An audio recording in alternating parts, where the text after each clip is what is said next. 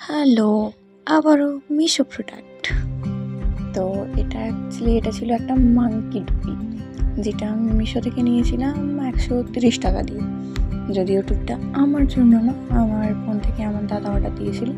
তো পাশ থেকে ভিডিও বানানোর সময় মা পাশ থেকে বলছে টুপিটা খাওয়ার জন্য নিয়েছি।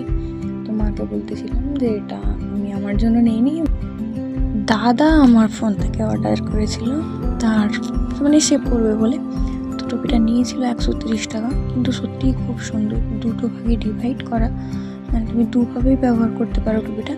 তো খুবই সুন্দর এসেছে সত্যি। এগুলো 130 টাকায় মিশোতে পাওয়া খুবই ভালো। এগুলো দোকানে কিনতে গেলে হয়তো 200 টাকা নিয়ে নিতে। কেউ যদি নিতে চাও নিতে পারো, সত্যি খুব সুন্দর। 130 টাকায় আমি বলবো যে এর থেকে ভালো কিছু হবেই না। টুপিটা নিয়ে ঢং মারতে মারতে দেখি হঠাৎ মা বাইক থেকে চিৎকার করছে, বলছে দেখবি কি একটা।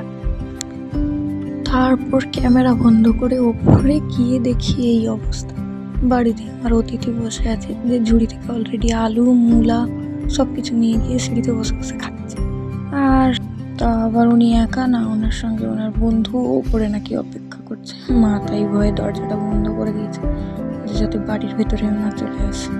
কি বলি।